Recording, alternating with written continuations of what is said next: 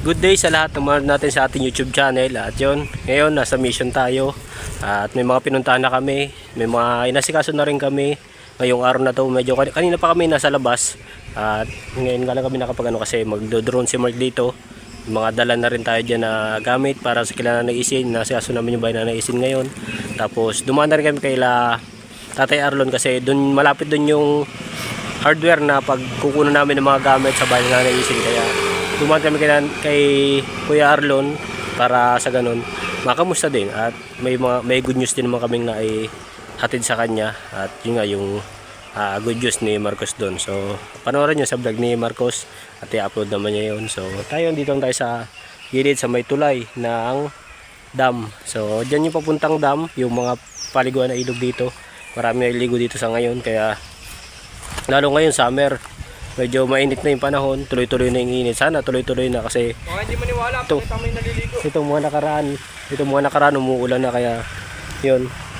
Ngayon medyo umaaraw na kaya yung mga tao dito, kanya-kanya ng ano diyan, may naliligo, may mga naglalaba. At yung titingnan natin dito yung mga ito yung dinadayo dito pag maglalaba ka sa ilog. Pupunta ka lang dito, libre ng tubig, maraming tubig dito. Unlimited water. So yan, habang nagdudurong si Mark doon, punta mo natin dito. Pakita ko sa inyo yung mga naglalaba dito, mga nailigo. Medyo magandang init, napakaganda. So sakto lang yan. Katamtama niyang init na ganito. Yan, pabalik na rin naman kami. Hatid ko lang, may dala tayo dun sa motor, yung pako. Doon natin sa karpintero kasi walang mapagagyan doon sa pagditirikan ng bahay na naisin. Baka mawala doon, kaya bibigyan na lang sa karpintero, sila na magdadala. So yan o, yan yung ilog dito. So yan, dami sinampay doon, yung mga pinaglabahan kasi dyan ilog, ang dami na iligo sa taas. Yan, ang dami na iligo. Dinadayo talaga ito lalo ngayon summer. Kasi yung mga naglalaba naman dito sa ilalim ng tulay, malawak pa yung ilalim, may mga nilabhan nila. Dito na rin nila binibilad, dala ka lang ng sabon, upuan, tapos mga sarili mong planggana, makapaglaba ka na dito. Malinis naman to kasi running water naman siya. Kita nyo naman kung gano'ng kalinaw. Yan. Napakalinis niyan. Yung mga nailigo nga dun oh. Minsan dito rin kami nadayo pagka gusto namin maligo. Pag may mga gathering kami, may mga occasion kami, gusto namin mag-ilog, diyan kami napunta. So paglalaba kami sa ilalim, diyan sa ilalim yun. Hanggang doon sa kabila yan. Sa kabila may mga naglalaba din. May naliligo din. May mga nilaban nila. Mga tao din sa ilalim. Bata. Ito ang bata kasi mababaw naman, di naman ganun kalakas yung agos. Dito yung dating daanan niya, yung dating kalsada niya. Kaso nasira na kaya ginawa nitong tulay. Medyo malaki yung tulay.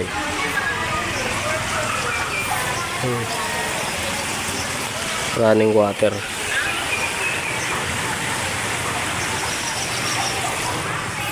Ayan. Si Marcos.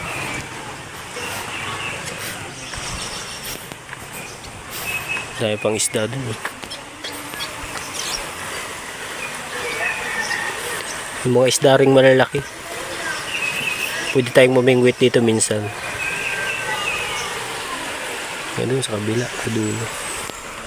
Napakaganda. May mga cottages din dyan kung kayo pupunta dito sa Barangay Itok. Kung yung mga malalapit lang dito, punta lang kayo sa Barangay Itok. Sa may tulay papuntang dam, yung gano'n lang sabihin nyo kung may mga service kayo. Diyan may mga cottages na dyan, mura lang dito ang cottages. Sa entrance naman dito, wala namang entrance dito. Kung sa kabila yata meron yata 10 pesos or 5 pesos, pero mura lang dito, walang entrance. Magkakabayad ka lang dyan sa cottage. Yan, pag kukuha ka ng cottage, kompleto na yun, may mga video okay. At may mga snacks na rin dyan. Ito may tindahan dito, yung bahay na yan, tindahan yan kung ibibiling kayo. Nandiyan na rin, malapit na sa bahay na yan. May mga ano yan, parang sari-sari store siya. Pero marami din naman laman yung paninda nila, napakarami din. Kaya goods na goods din dyan.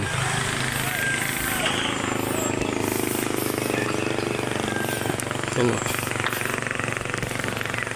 Bukod doon, napakahangin din naman dito. Kaya maraming pumupunta dito. Napakaraming. Kita nyo naman kung gaano karami na iligo. Nag-start pa lang ang summeran. Lalo pag bakasyon. Pag bakasyon, halos puno yan ng tao. Marami na iligo yung pag bakasyon. Ngayon lang medyo kasi. Lalo ngayon, Miyerkules pa lang, may pasok pa yung mga bata. Kaya yung mga wala lang pasok ko nandyan sa ngayon. Siguro yung mga occasion sila, may birthday. Or kung anong sineselebrate nila. Medyo mainit.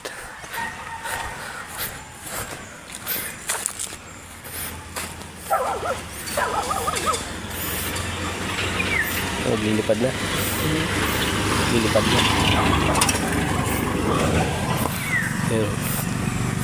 Kaya may dala tayo itong isang kalating sakong pako. Puro pako kuwan naman yun. Bibigyan natin sa karpentero.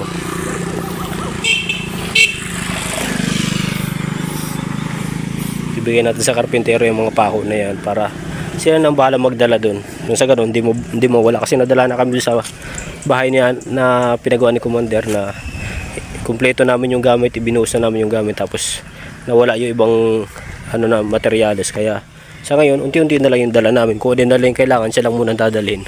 Para sa ganun, hindi naman mawalan. Napaka-presko dito.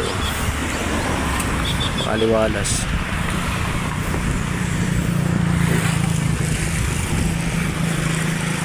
May pako. Ay, pako. Ay, pako. Kung saan na lang namamakuha.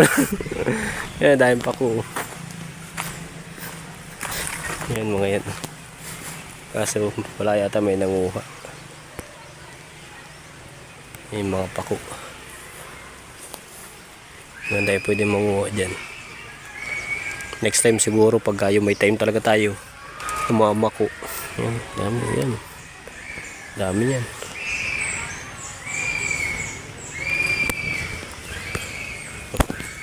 Yung tuyo-tuyo na yung daan.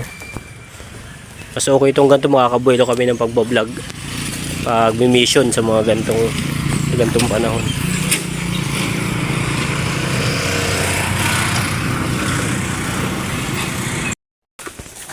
Yan, hello guys. At yun, dito kami kay Tatay Ben. Hinahanap namin si Tatay Ben. Intro ulit? Intro ulit. Kaya pa kami naghanap kay Tatay Ben. Pabalik na kami tula dun sa dating pinagpulihan niya ng crabs. Yan, kung saan ba kami napunta. Finding Tatay Ben. Ano kaya yun? Mga sasaw dami. Yung ginagawang pawid. Sampalok. Sampalok? Ay, nagasang ano? Yan nga, baka nga nagagasang sa Tatay Ben. Ng pangulam. Grabe. Yan. Baka nandun na sa kanila. Ayusin lang.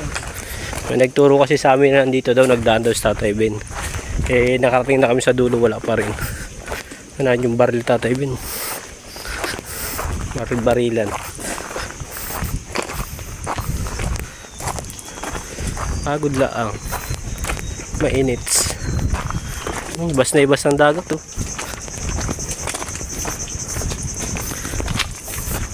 Finding Tatay Ben.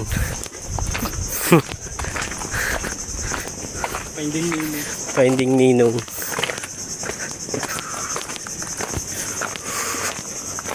Magenits.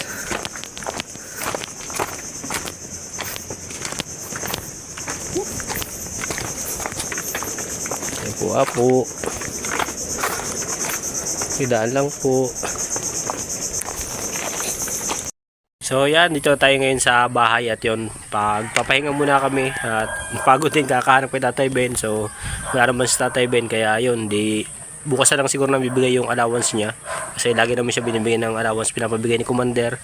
At yun, kaso wala siya ngayon. Sabi nung may nakapagsabi sa amin na nag-payout daw yata. So di namin sigurado kung nasaan. At tinanap namin sa may anuhan niya ng mga crabs, pinag-uulihan niya is wala naman doon. Kaya yun. So okay lang din naman at kahit pa paano exercise din naman. Saka okay naman gawa nang hindi naman maulan.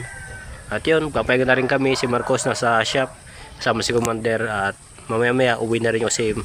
Mag-edit pa ng kanilang vlog. At ako naman nagpaalam na ako na uwi na ako para mapagpahinga din kahit pa paano.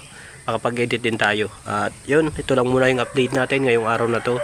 Maraming salamat sa inyong lahat sa pagsama sa mga videos natin.